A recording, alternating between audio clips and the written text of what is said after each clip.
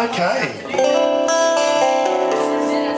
So what else are we going to talk about? What did we discuss? I don't know, it's your fucking show.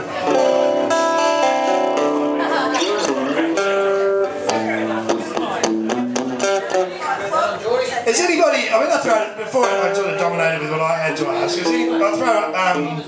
I'll throw it open to the floor. Has anybody got any questions they'd like to ask? Oh, yeah, fantastic. Is there any chance in RealiTISM performing again in any way? No. We don't perform in hell. Yes, exactly. There is an annual get-together of the past members of TISM, and there are various discussions that get had, and then a lot of vodka gets drunk, and then nobody can remember what was said. Basically. Well, that's what happened at the last two. Spike it with water, you need to remember. Might be 10 minutes. All right, there is that. Well, I mean, I got the feeling that it's all about, because, Humphrey's moved on, really, hasn't he? So he's doing something completely different.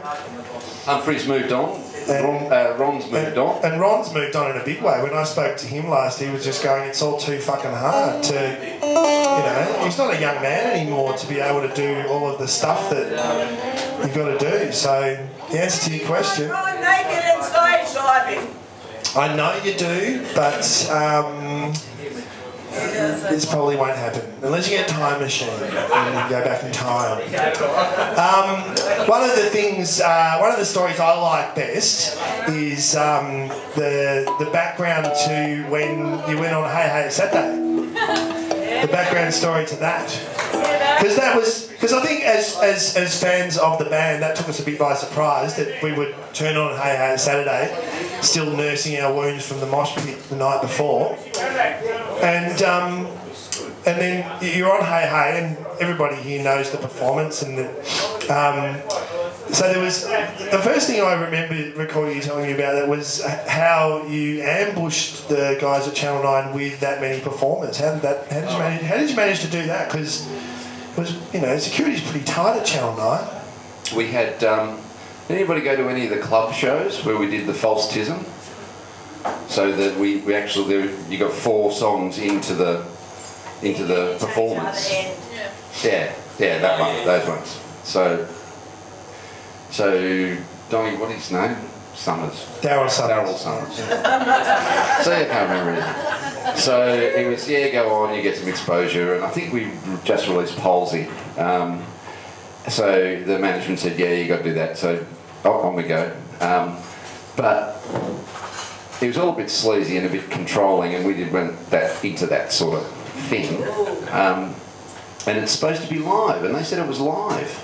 But what they do is they do a pre-record of the whole show in the afternoon, and they set it all up so that with cues, so you had to be in exactly the right spot at exactly the right time, doing exactly what you were told, which for TISM was just about the last thing that we were ever going to do. So we went to the pre-record and had that experience, did a quick whip around, and got, it must have been 21 other people to come. And we had private access, more or less private, to. So this was all put together pretty quickly? Yeah, within about 45 minutes. What was it? So how did because obviously you got these people that designed all your costumes, so you had to just rush all the costumes? That's right, yeah. Well, Yarn, once again, Yarn.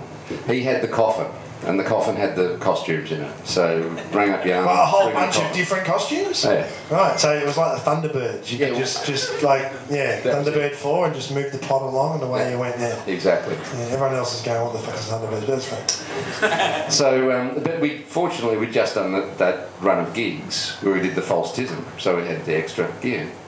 So that all came up, everybody got dressed, we divided us into groups of 4, and we weren't even sure when we would go on as part of that act.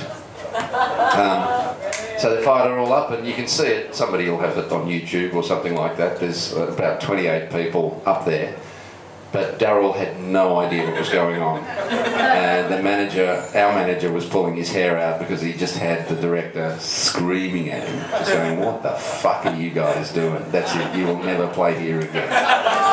Which we never did.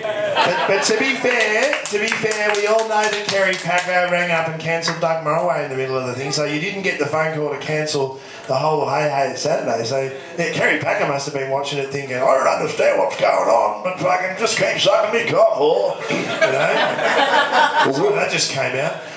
Wilbur Wilde was on that show, and he came up to me years later and said, "You're those guys that did that. You're a cunt." That's all he said. I'm told he's a nice I like guy. the way that he dealt with you as a plural and then blamed it all on you. He called you a cunt in the singular, not you were all cunts. Just, you are a cunt, because you're right in front of me. But the best story I like was that during the run through when Daryl came over to talk to you guys. Talk to you. Oh, right, yeah. This is good. This is really good. I mean, if you think Daryl Summers can go fuck himself, this is a good story. Nothing against Daryl, but he was a bit sort of... No, everything against Daryl. He's a talentless piece of shit. He was a bit sort of slimy. He's a stain. You know, a bit sort of hail fellow, well met. You know, how you going, guys? Daryl Summers started wearing shoes with bells on them around his own office so that his staff could hear him coming because he didn't want to walk into conversations where people were backstabbing him. Anyway, he was irritating us a little bit, and he came in. We were a bit thin before we got on stage because, as you guys know, it was a fairly energetic sort of concert. We had to psych ourselves into what we were doing, and if somebody would just walked in on us when we were doing that, it just broke all the energy and all that sort of stuff. So he comes in and he's the boss and he's a big wanker and all that sort of thing, and just wants to chat, shoot the shit, and we didn't want him to be there. So one of the guys said, "That's the guy," and a story developed about a television personality molesting a young girl near the swimming pool, which was at Bendigo Street. And we took it up and it escalated, and basically Daryl was sitting there fearing for his life. We were getting the cops and we were going to punch the shit out of him. And you were wearing the balaclavas at the time? Well, that's right, he walked into us in costume. Yeah, so he invaded our personal space. So yeah, that was the last time Daryl ever spoke to any of us, to the best of my knowledge. And we didn't punch him out. And then you just would have walked straight out of there and molested somebody else, I would imagine. Because he didn't just used to do it figuratively, he actually did it literally. Daryl Summers. Alright, Daryl balls me, let's do a song. Let's do a song. I always enjoyed this next song we're about to play. A personal story of mine was I had a daughter around for a prop. I think so, yeah. Is it? Yeah. Okay, I'll get this prop. I still do have a daughter. She didn't die in a car accident or anything. But she's much older now. And I used to sit in the, when I was driving around the car, I'd have TISM in the car. And so aged around about 7 or 8, in fact even earlier, 7 years old, my daughter got right into TISM. So much so that she performed, with her own balaclava at the age of 8, she performed Saturday Night Palsy at the Greyhound Hotel in St Kilda in 1995. And that came about because I was a non-custodial dad and I had a busy weekend and a bitch of an ex-wife who wouldn't swap. And I was shooting an independent film and doing this gig that night, and I needed to rehearse. And in order to get her to leave me fucking alone for half an hour, I said, "Why don't you do a song at the gig? Go and learn Saturday Night Palsy." And so I just put her in the lounge room learning Saturday Night Palsy for half an hour, which she did, and then she sang it word for word at this gig.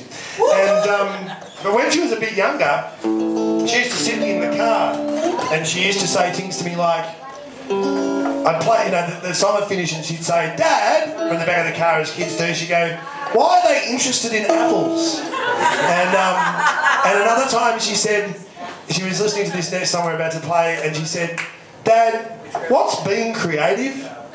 And I said, "Well, it's when you I don't know, it's hard to quite explain to a child." And I went, "When you make things up, when you make up a story or you paint a picture, You know, when you paint pictures, that's being creative. When you get the paints and you paint a picture for Dad, that's being creative. That's what being creative is. And she looked at me very concerned and furrowed her brow and said, well, why are they telling me to get stuffed? This is if you're creative, you can get stuffed. Oh, yeah. Builder, his friends a plumber. They're getting cancer, and you can get stuffed. Yeah, yeah, yeah, yeah. He works like a nigger for a moderate figure. Without all the privilege, and you can get stuff. Yeah, yeah, yeah, get stuff. If you're creative, then you can get stuff. If you're creative, then you can get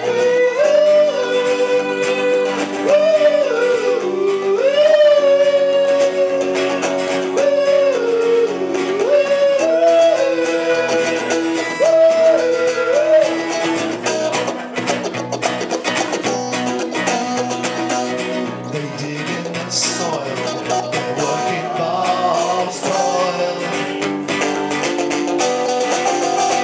Sweat on their foreheads, and you can get stuff. Yeah, yeah, yeah. My dad's better than your dad. I'm better than you. Your dad's in advertising. You'll be a gigolo too. Be a gigolo too. Woo! If you're creative, then you can get stuff. If you're creative, then you can get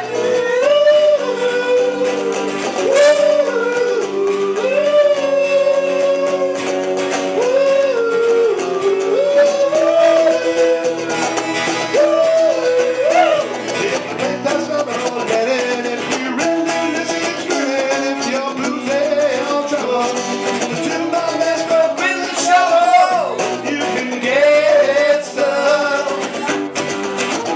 You can get stuff. Oh, get stuff.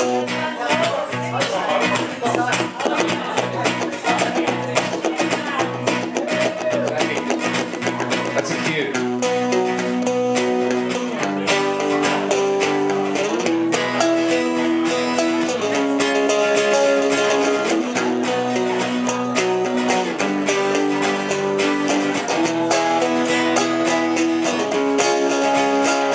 You're an admin artist, photo actor, student, tutor, writer, chiropractor. If you design clothing, make a living from posing. If you paint pictures, run a boutique for bitches. If you deal in antiques or anything cheap, if your career involves dealing, instead of falling and kneeling, then he's the end of the matter. Yeah, yeah. He's the end of the matter. Yeah, yeah. He's the end of the matter. You can get stuff. Thank you. That song was recorded only about 5k from here, just down the river. At Greg Ham's. Greg Hand's studio. Yeah. Yeah, the Kookaburra Man. Yeah, the The cook. Kookaburra Man.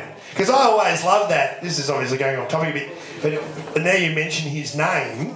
If you have been an adjunct to the music industry, in any way, shape or form, you probably know that Colin Hay took all of the rights to Down Under and kept them for himself because he was the songwriter. He was words and music, right? And so he got all the coin from the royalties of that song, and a lot of the musicians who were in Men at Work didn't really get a lot if you know what I mean. So it's rather ironic that it was the flute line that he never gave any money to Greg Ham for was what got him to lose millions of dollars to the woman that wrote Kookaburra Sits in the Old Gum Tree. Irony sucks, doesn't it? It does. Well, I just don't do it anymore. I just put my fucking shirts on the line and let them hang and let the weight do it. Yeah. Work my ass off here. Michelle was saying to me in the car, Sean, on the way here, she's always like the story about when you were planning to jump out of a helicopter at Mount Buller. I can't remember it. Oh, come on, man. You must be able. It's a fucking. But not many people get an opportunity to jump out of a helicopter. We didn't rehearse this one. No, we didn't. But I just like to throw curveballs at you because I'll wait till I ask them to ask a question. You know, then you'll be fucked. You know. I'll tell you what. We'll tell that story, but we'll tell it next week when I'm reminded of it. The jumping out. You don't remember the. No, I remember doing it, but I don't remember where you're going with it. Well, it's just a story. Like, we were talking in the car on the way here, and my understanding was that you planned to jump out of a helicopter, but it didn't actually happen in the end. But you did get to abseil down a building. Did that happen in Burke Street? Yeah, you abseiled down a building. At the Virgin Megastore opening. Yeah, that would have been pretty cool. You know? I remember some things. It's entertainment gold, isn't it? I'm not blocking him really. He just comes up with a shit. No, I'm just, any questions? There was another question down here. Somebody raised their hand. Yeah. What was your question? Yeah, stand and ask it. Yeah. Where did the name This Is Serious Mum? Oh, that's a good one. Thank you. Where did the name This Is Serious Mum come from? How did it happen? If you don't know the answer, I'll smack you in the head because I know it. A discussion was had at a house in Mulgrave, which would have been, I won't give you the address because it's still owned by the family, but anyway, we used to all congregate there.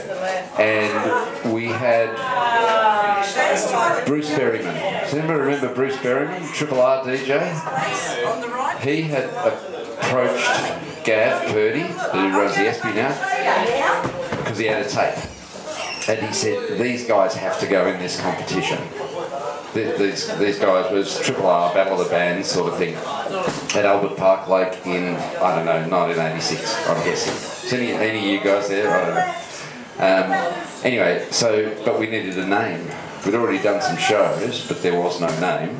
And it was all a bit ridiculous because at that stage most of us were doing postgraduate degrees at university or had sort of launched into reasonably intensive professional careers. And Ron's mother was Ron said, what is my mother going to say if she finds out we're doing this?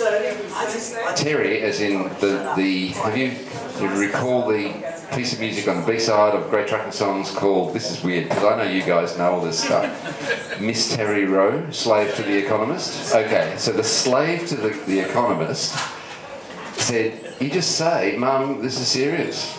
Let's do that. Just say that, she'll be fine with it, which she completely would not. So somebody said, oh, this is serious, Mum. Okay, that's as good as anything. So we started doing that, but we became TISM because we were on tour with Big Pig, and we had 50-50. So 50-50 deal, one night we headline, next night they headline. Everything's split, all the revenue's split, all the costs are split. And all the space is split. So in those days you had those big posters, the big 20-sheeter posters. And we were in Adelaide, and on one side it said, this is serious, Mum. And on the other side it said Big Pig. Big Pig had 6 letters. So they were huge. So we looked like we were the support band. And the radio jocks were already calling us TISM, so we went, that's it. Now we're TISM. That's my story. There you go. Have I done the right answer? Let the word go forth. let the truth get in the way. Now, I wanted to ask about lawsuits, because lawsuits, they fascinate me. Funny, it was a pure coincidence, but a few months before I actually met Sean back in 95, I went to a gig at the Palace in the middle of the week, Save Our Saints. Does anyone remember going to that? Does anyone remember a guy at that gig that walked through the crowd away from the band with blood streaming from his head? Does anyone remember that? No? That was me. The last thought that I had when I was in the mosh pit for that at 9 o'clock at night, because fucking they went on early because they had to work the next day, was... pressure on my head. I remember thinking, what sort of fucking 35-year-old man thinks it's a good idea to throw a mic stand into her? And then I fucking woke up on the floor of the Palace, and I got hit in the head with a mic stand and had to have my face stitched together. And my experience of that from talking to I remember ringing the manager of the band the following day, and I worked at 3CR, worked in inverted commas at 3CR at the time, and I got victimised by feminists at 3CR, and just give it a rest, and I remember ringing the manager going, listen, I've given as good as I've got at TISM gigs myself. I mean, if you haven't punched Ron in the head as a fan, then you're not really a fan, I don't think. You just have to do that. Well, you should put in. And so I said, I'm happy to do an interview. If you give me an interview on my radio thing on 3CR, we're all even. And when I spoke to Ron on the phone before we did the interview, I said, you smashed my head open with a mic stand. And he went, yeah, did I? So when are we doing this interview? And I was like, what? Fucking not even so much as an apology. And then I remember speaking to Jock when I met him through Sean. Oh, you split my eye up in a big. He's like, well, you went to a TISM gig, so go fuck yourself. like this was the attitude that came forth from the band, you know. And when they said they hated us as fans, I don't think they were faking it. I think they actually wanted us to all die in a car crash. And but the story I'd like you to tell is the one of the 14-year-old girl at the club way back. That's a good one. Disfigured for life. This is why some of that attitude started. So we were playing the club, and we had that. You guys, those that were there, will remember the mosh was fairly energetic, fairly vigorous. They were the best moshes in the history of fucking Australian music. And so you'd have people that would get up the front, and it might be the first time that they'd come to a TISM show, so they didn't really know what to expect. So they're sitting there in the front, and we had Jan on one side and Jared. Don't know whether anybody knows Jared. That'd be interesting. Okay, we won't say who Jared is. And we won't say that either. A slave to the economist. Yeah, Jared's the economist. Anyway, so we were, before we had a full lineup of musicians, we had a statistician as part of the band, which was the more important issue.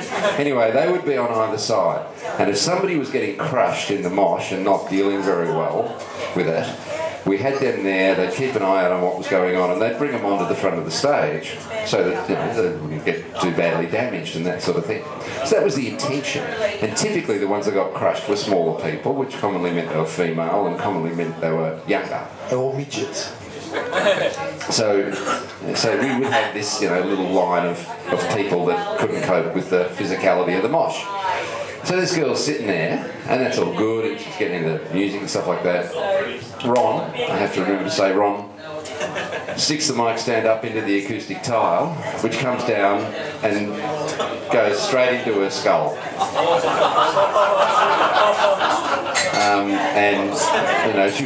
She was a very pretty young girl.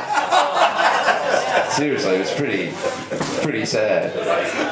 So when it's happening to someone else, there's Mel Brooks will tell you. Did you give her a balaclava? No, the manager carted her off to hospital and all that sort of stuff. Anyway, $4,500 later, medical bills later, we worked out it was probably a good idea to get insurance and also to tell people that you come to a TISM gig at your own risk. And when I spoke to Sean about my injury, I never forget what you said to me. I said, yeah, and they split my eye open. I mean, I could sue for that. And he goes, you think so? You really think so? Yeah, well, you'd end up suing in the county court. But what the band would do is they go, I don't think you're asking for enough. We need to move this into the Supreme Court, but you're not a QC. You won't be able to pay the fucking legal expenses. We'll be able to wait you out. You'll be spend. Eventually your lawyer will turn around and say, if you win the case, you'll probably end up with more bills than you'll actually get for your fucking compensation, and we'll fucking win. And I went, that's cold in a big way. So there was a discussion earlier about one of the TISM guys being a lawyer, and he was, and a very good one. So, I mean, and the thing about when we got our name, I think we had actually incorporated before we named the band. And can you also because this just comes to me as I'm sitting here. The other one I liked was that the tax department turned up to one of your gigs as well. You told me that you don't know, you can't remember. I don't know where you're going with it. No, but just the fact that the tax department turned up to count people going into your gigs. People going to the show. Yeah, like the tax department took an interest in TISM.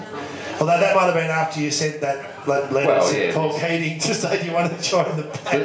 The federal police. And ASIO came round to Ron's house. That's the house in Mulgrave. Yeah, Do you guys know that? You know that story. Do you know that? You guys know shit. Who knows about? Are you from the Mulgrave area? Tell the story. Tell that story. The band wrote to Paul Keating when he was the treasurer and said, would you like to join TISM? As a result of that, ASIO came round to visit and asked why. They thought it was a veiled death threat, but it wasn't. The suggestion was that. How could it be? You were Rolling Stone. Well, they didn't like the album to begin with, but top 100 bands. It probably would have worked out better for Paul if you could join. Well, that's what we You suggested. could have written Paul Keating the musical with him in the band. I bet he's sorry now. The economist who shall remain nameless, who doesn't work where you said and he came up with he said, Paul Keating's a shit treasurer, this whole depression we have to have and all that's not going to work. He needs to do something else. He needs to get another job. So Ron invited him to join the band on Triangle, which we thought was a reasonable offer. Yeah. And as it turned out, he turned down the offer. But he sent that message through the ASIO guys, the men in black that came in. So there you go, you came down, you learned something.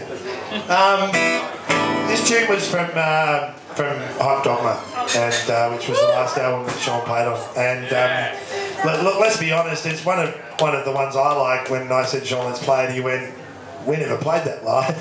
That's all right. We had a rehearsal. We Are the I can't remember. We Are the Champions, I think was the name of the song. It went like this.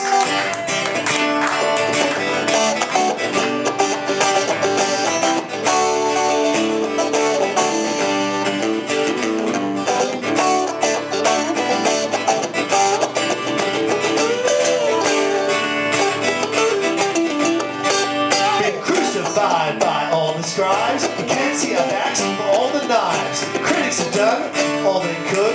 Fair enough, we're just no good. We tried our best, no excuse. Come to realize that it's just no use. It's about time everybody understood. One simple fact, we're just no good, no good. No good, good, good. We'll be the first in the neighborhood. No good, good, good. Possibly then, we can get Sting admitting to his pissant thing. When Dunstan Ain gets the burning wood, that's when you say, I'm no good. Then Bono, take the stand and testify against your band. Reality's your daily food. 1, 2, 3, I'm no good. No good. No good, good, good. We'll be the first in the neighborhood. No good, good, good.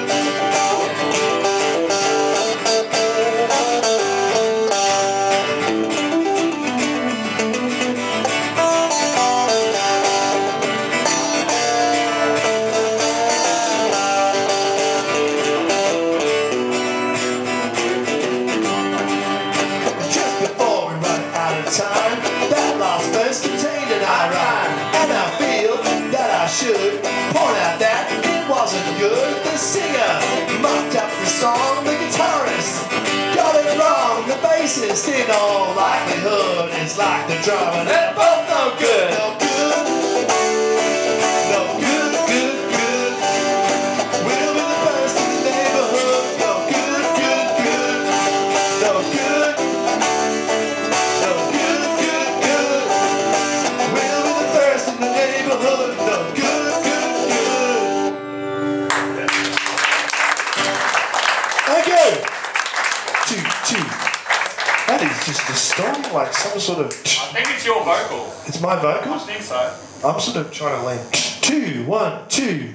I thought it was his vocals need some high taken. Yeah, it's definitely the highs. Okay. Sorry, Sean. You shut the fuck. You get yours. No, we did it deliberately. You know, I'm going to make it sound too good. Everyone will freak out. We were talking during the week about what we'd like to do, and we thought that it might be fun to ask somebody here if they'd like to go toe-to-toe with me to try and remember Morrison Hostel. Now, I haven't cheated. I haven't gone away and sort of sat there listening to it. So you cheated, I can't remember playing it. Yeah. Oh, we don't even go there.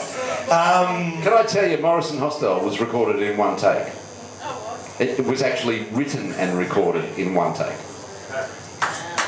Well, it's an improvisational piece. Yeah. Right. So, is there anybody here who'd like to have a crack? This man here is an encyclopedia. So you get a microphone, I get a microphone, and we go, and the first person who forgets where they are loses and has to, I don't know. I will lose, but I'll play your part. Oh, there's a chance you probably won't. It could be anything, but so can you just give a big round of applause for this fella down here who's going to give it a go? Come up on stage. What's your name, pal? Jeff. All right. So you jump up on stage, and you grab Sean's mic. Sing the lyrics? And So you do what? One line each. and we'll go. Oh man. I'll tell you what. Why don't we tag team it? And Sean's gonna we'll see if we can get to the end together. Instead of making a competition, let's see if we can get to the end. Like remind each other where we are. Is he going to do the dance moves as well? That's a tough order. Whenever there was would you like to wear a balaclava? Oh, I need to do as well. If I do as well, okay. I don't even get perfectly. You wear that one. Oh, get the hairy one. 2 months ago there would have been hits.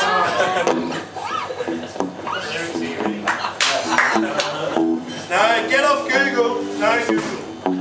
Okay, here we go. All right. Straight into it. You can kick off with the first line.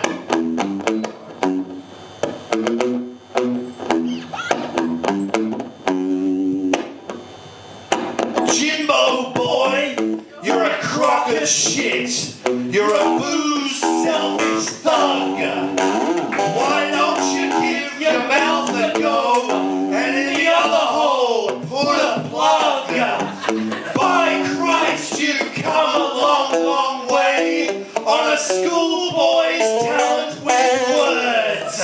One crappy bit of symbolism and you're adored by an army of turds. You're a selfish, rude, arrogant prick. You're basically pretty stupid. Your mysticism's a load of shit. And so are all of the girls you've rooted.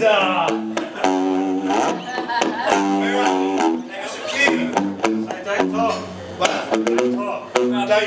So don't talk about being sad and lonely or fucking misunderstood. Because behind that self-pity phony, you're a selfish, brutal hood. I support the police that took you off stage. I support the fact you bled. I support the cops who turned you off. I support the fact you're dead. I think that you're a satisfying guy. I think that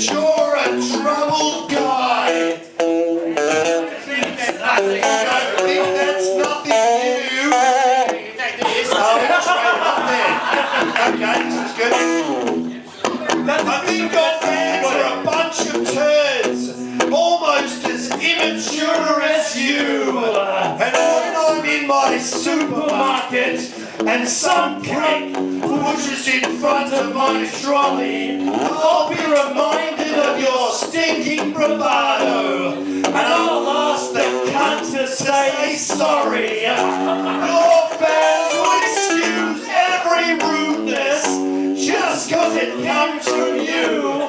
You tell them to go drop dead and say, oh, how true, how true, how true. You need a 9-to-5 job, Jimbo. You need to go to Flinders Street by train. Go and buy yourself a regular income. Then you can write a song about pain. Try and save for the kiddies' school fees.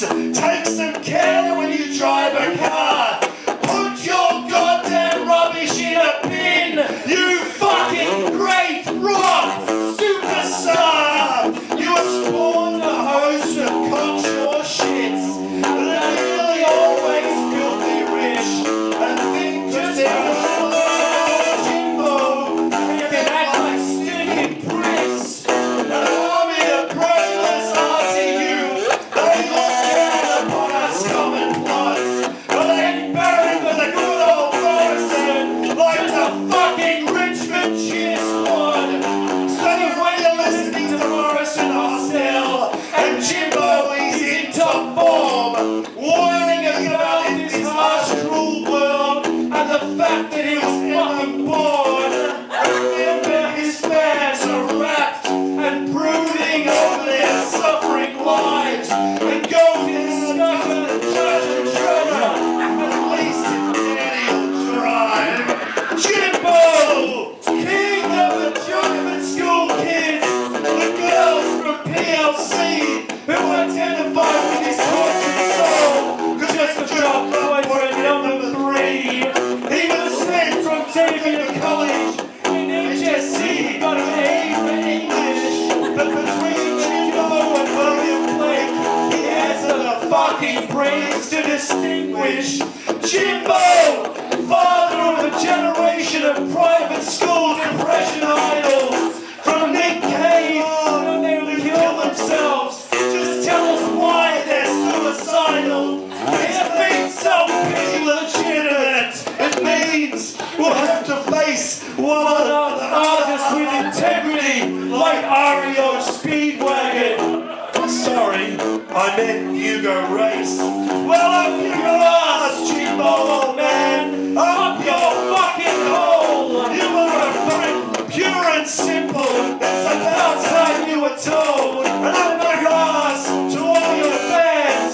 Up your ass, you tortured artistic hell. And while you're looking at it, up your ass to Morrissey as well. Up your ass to Ron Smith. Up your ass to Albert Camus. And all those I'm suffering for my archetypes. Jimbo, I blame them all on you. And everyone who handles life's pain with a token of mature self-examination. It's time these corpses were told to stick it up their bogus self-infatuation.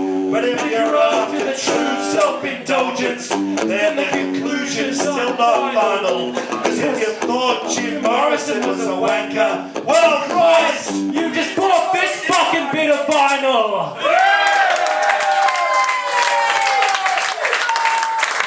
Well played, Jeff. Give him a round of applause.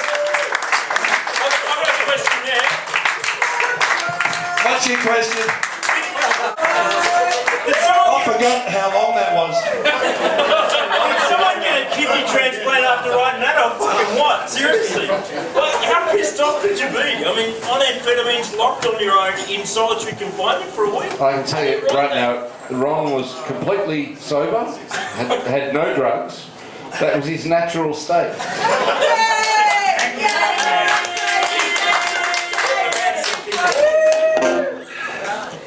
Okay, I'd like to invite my wife to come and play violin on this next track. Just to flesh things out, please, Michelle Wilson, performance name. tune. This is a tune that Sean wrote. You didn't write every song, did you? I did not. No. No. Who wrote most of them? Ron. No, you got the lyrics. The two guys that wrote most of the lyrics. Ron and Huff. Ron and Huff, yeah. And Jock wrote some? Ron. Not to my knowledge. No.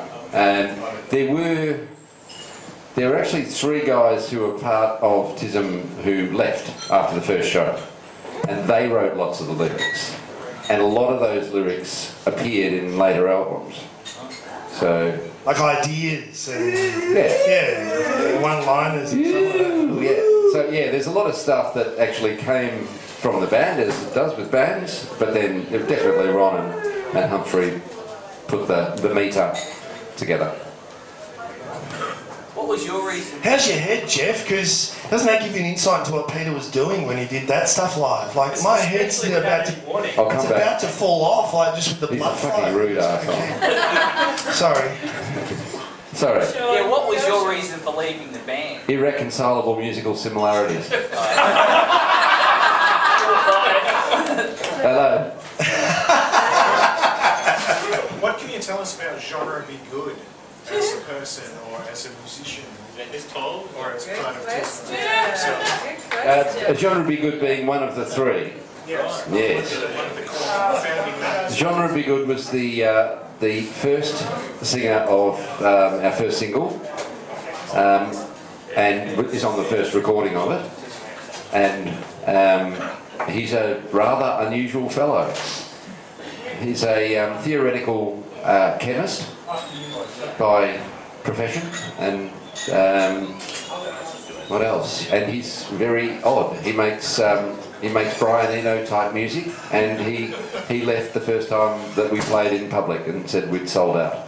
Is that the guy that formed the Penis Receptacle Project? Penis Receptacle Project, yes, that's right. So that was, yes, Genre Be Good and Les Miserables went off. They had a splinter act in the mid-80s.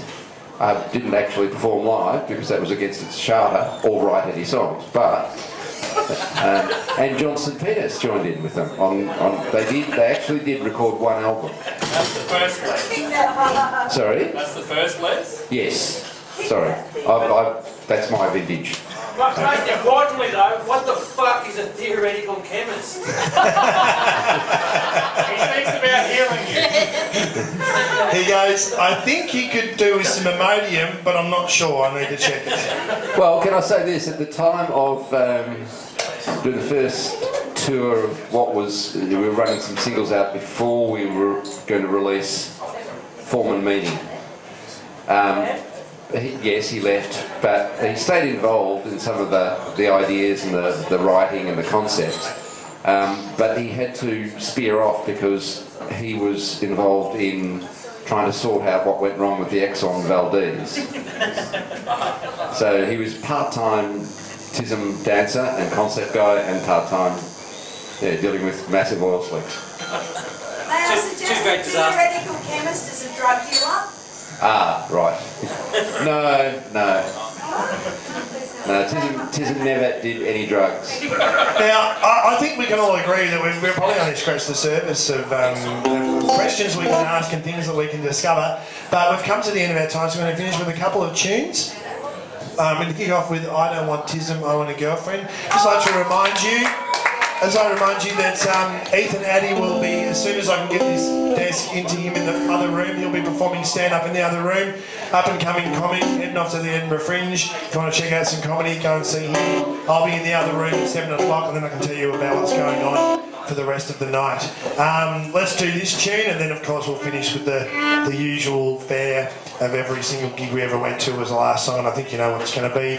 But this was I Don't Want TISM, I Want a Girlfriend. I don't know what it's going to be. We've got two to go. Anyway, all right.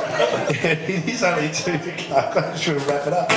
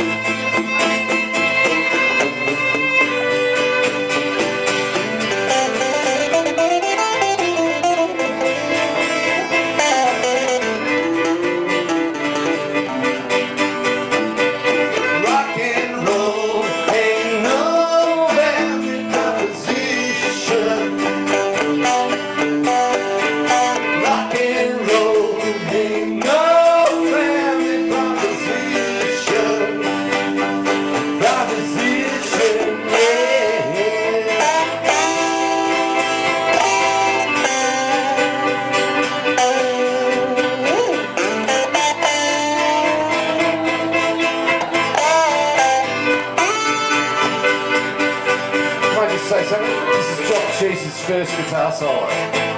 Piece of information, not mine. I'm enjoying this, I'm remembering things.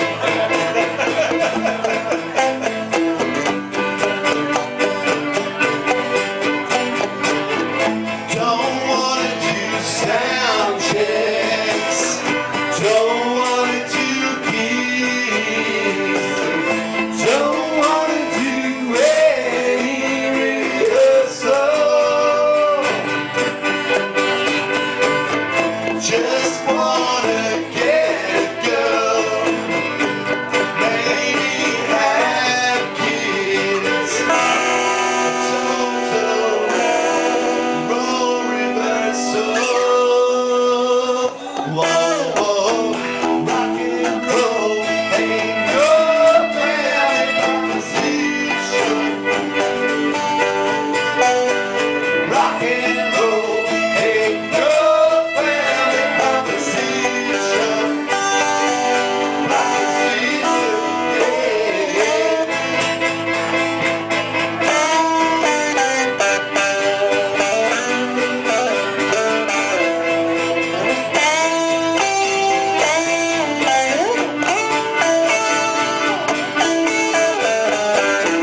Put away my songbooks. Put away my guitar. Put away my balaclava. Swap them for a briefcase and a family car. Need a father. Rock and roll ain't no family conversation. Rock and roll ain't no family conversation. Rock and roll ain't no family conversation. Rock and roll ain't no family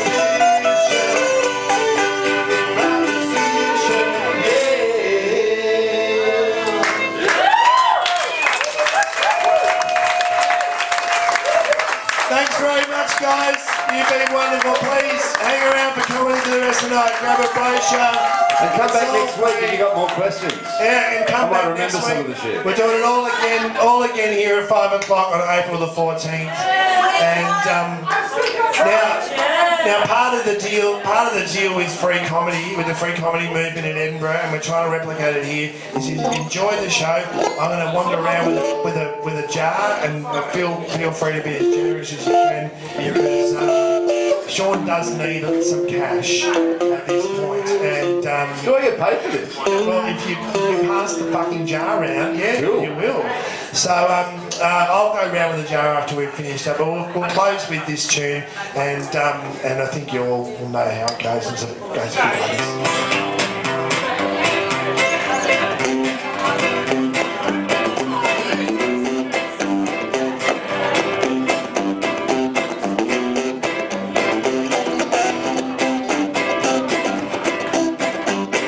Come on, tired. What a day I've had. You say you're good. From staying proud. I've been busy. Protecting the German race. Come on, baby. Keep from days on my face. Well, come on, baby. Send it on down. Bend over wrong and give me a round this toe. Ruining the walls on pencil. Hurry up, fever and move. Defecate on my face. Defecate on my face. Defecate on my face. Oh, defecate on my get it out.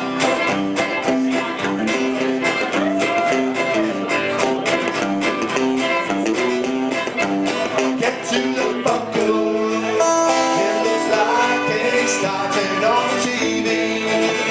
It's all one big line here, even. And these brutes to choose. We have ways of making you move. Well, come on, baby, send it on down. Bend over wrong and leave me around. There's trouble.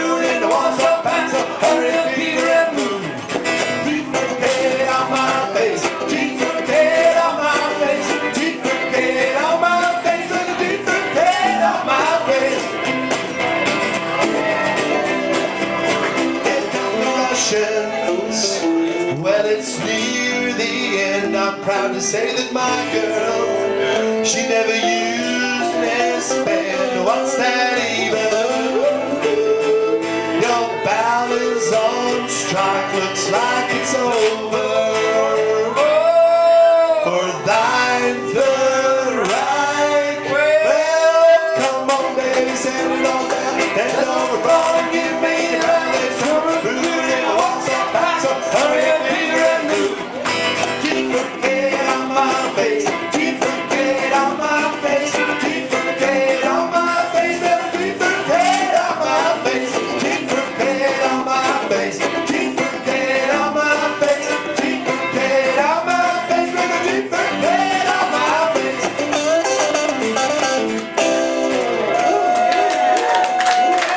Ladies and gentlemen, please put your hands together for Mr. Sean Kelly. Round of applause for the show. Enormous Sean, come on.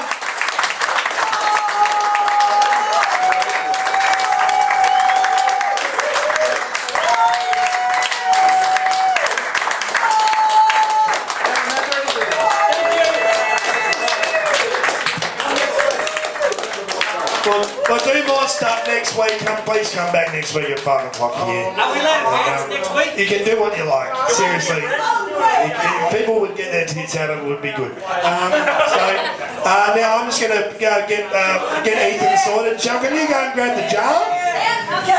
So you saw Michelle playing. She's gonna go around with the jug. So please be generous, because we all need the money, and you know, get in with the spirit. And as I say, we'd love you to hang around, enjoy the venue, and get some free comedy. You guys have been wonderful. Thank you. Cheers. Big round of applause for Sean Kelly. Thank you.